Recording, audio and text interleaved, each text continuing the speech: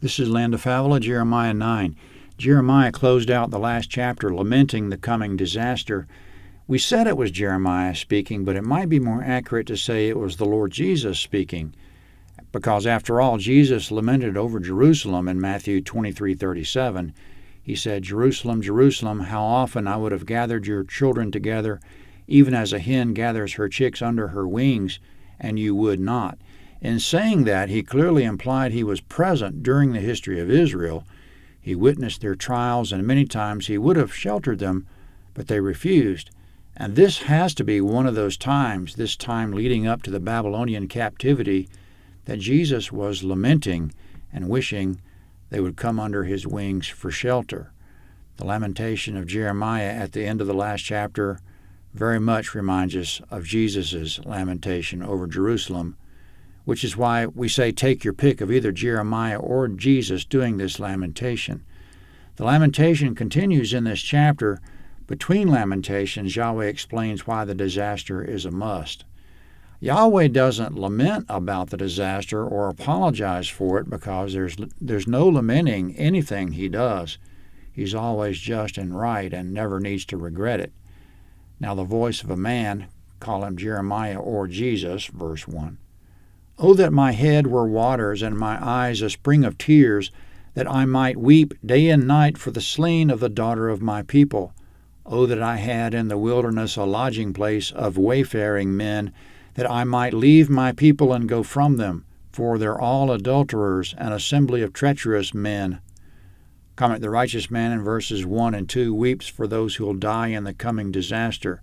He wishes there were such a thing as a lodge in the wilderness, so he could go there and not be subjected to these treacherous people or be forced to witness their destruction. Now Yahweh speaks, verse 3. "They bend their tongue as their bow for falsehood. They've grown strong in the land, but not for truth, for they proceed from evil to evil, and they don't know me, says Yahweh. Everyone beware of his neighbor, and don't trust in any brother, for every brother will utterly supplant, and every neighbor will go around with slanders. Everyone will deceive their neighbors and will not speak the truth. They've taught their tongue to speak lies. They weary themselves committing iniquity. Your habitation is in the middle of deceit. Through deceit they refuse to know me, says Yahweh. Therefore Yahweh of armies says, Behold, I'll melt them and test them, for how should I deal with the daughter of my people? Their tongue is a deadly arrow. It speaks deceit. One speaks peaceably to his neighbor with his mouth, but in his heart he waits to ambush him. Shouldn't I punish them for these things, says Yahweh? Shouldn't my soul be avenged on a nation such as this? Comment in verses 3 to 9, Yahweh says, These people spew lies like an archer shooting arrows. The people go from evil to evil. They don't know Yahweh. Everyone should be advised not to trust even his brother in that wicked land. They all supplant, slander, deceive, lie, and weary themselves sinning. In verse 7, Yahweh's melting and testing of them is a reference to metal. He'll refine them like metal. For in verse 7, how should I deal with the daughter of my people? Meaning, you tell me, what are my options? Isn't it my only option to melt them in the fire and refine them? In verse 9, isn't it unavoidable that I should punish them and that I should avenge my soul? There's nothing left to do.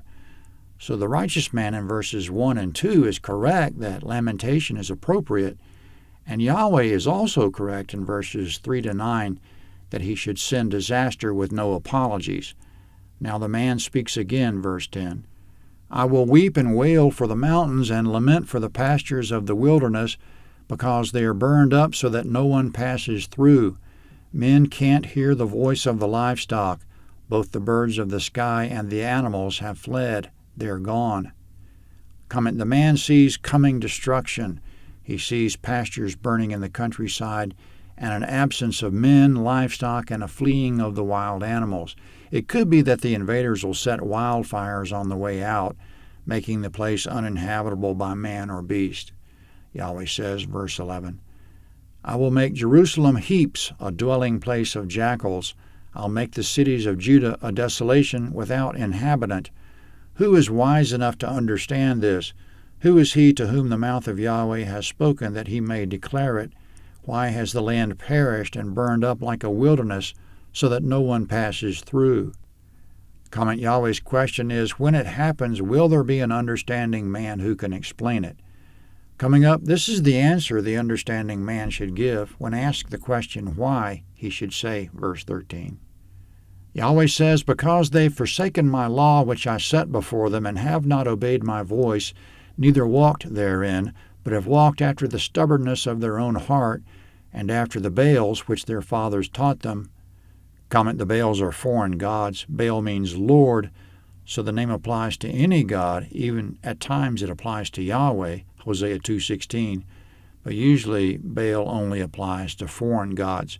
Baal worship is a symbol of total depravity, verse 15. Therefore Yahweh of armies, the God of Israel, says, Behold, I'll feed them, even this people, with wormwood, and give them water of gall to drink. I'll scatter them also among the nations, whom neither they nor their fathers have known, and I'll send the sword after them until I've consumed them. Comment in verse 9, wormwood is Hebrew la'anah. It's a herbaceous plant native to the Middle East. Wormwood's a misnomer in English because this plant has no wood. Bitterness is the idea of it. Yahweh will make them eat wormwood. He'll make them eat a bitter thing. Concerning verse 16, as a result of the Babylonian captivity, the book of Esther says the Jews were scattered in all the 127 provinces of King Ahasuerus, which stretched from the edge of India to Ethiopia in Africa, Esther 1:1. We mentioned that to give an idea of what Yahweh meant in verse 16, that he would scatter them among the nations. The scattering was very broad. Remember that Esther was among the scattered Jews herself. She lived in exile in the capital of the Medo-Persian Empire, so she came after Jeremiah and was a part of the scattering that Jeremiah prophesied. Coming up, mourning and wailing will be the order of the day, verse 17. Yahweh of armies says, Consider and call for the mourning women that they may come, and send for the skillful women that they may come.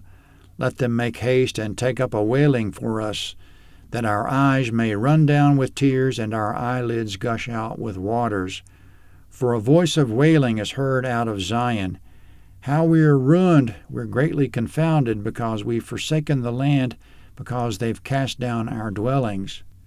Comment in verses 17 and 18, all you women who are the most demonstrative, mourners and wailers, this will be your time to shine. Even for you, it'll be impossible to exaggerate the tragedy of this event. In verse 19, the invading enemy will cast down the dwellings, which means to destroy the houses. Verse 20. Yet hear Yahweh's word, you women. Let your ear receive the word of his mouth. Teach your daughters wailing, and everyone her neighbor lamentation. For death has come up into our windows. It has entered into our palaces to cut off the children from outside and the young men from the streets. Comment in verse 21, death will climb in through the windows of even the most fortified palaces, sparing neither youth nor children. Not even the rich and powerful will be able to defend their families. Verse 22. Speak, Yahweh says, the dead bodies of men will fall as dung in the open field, and as the handful after the harvester, and no one will gather them. Comment, the handful after the harvester is the sheaf the harvester leaves on the ground. He'll come back later and gather it. In verse 22, the dead bodies will fall and not be tended like forgotten sheaves. No one will gather the dead bodies. Now a quote for the ages, verse 23. Yahweh says, don't let the wise man glory in his wisdom. Don't let the mighty man glory in his might. Don't let the rich man glory in his riches. But let him who glories glory in this, that he has understanding and knows me, that I am Yahweh who exercises loving kindness, justice, and righteousness in the earth, for I delight in these things, says Yahweh. Comment, don't glory in wisdom, might, or riches, but in understanding and knowing Yahweh. In verse 24, Yahweh exercises loving kindness, justice, and righteousness in the earth, which means the coming disaster will be consistent with those things. The disaster will serve the interests of love, kindness, justice, and righteousness. Verse 25. Behold, the days come, says Yahweh, that I'll punish all those who are circumcised only in their flesh.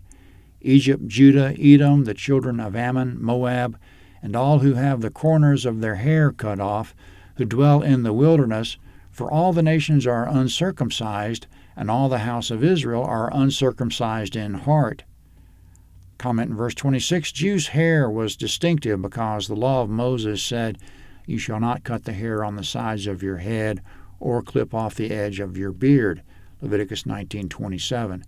It was interesting they followed the outward laws about the hair and circumcision, while at the same time they ignored the weightier provisions of the law, going about lying, deceiving, worshiping other gods, and so forth. The other nations in verse 26 cut the corners of their hair off, and in verse 27 they were uncircumcised. But in Yahweh's eyes, Israel is no different at this point than the other nations because they're uncircumcised in heart. The Jews would like to have thought they were different, and they were different in those external things, but not in the heart, Yahweh says. In verse 25, the days will come that Yahweh will punish all who are circumcised only in the flesh. Jeremiah 10 is next.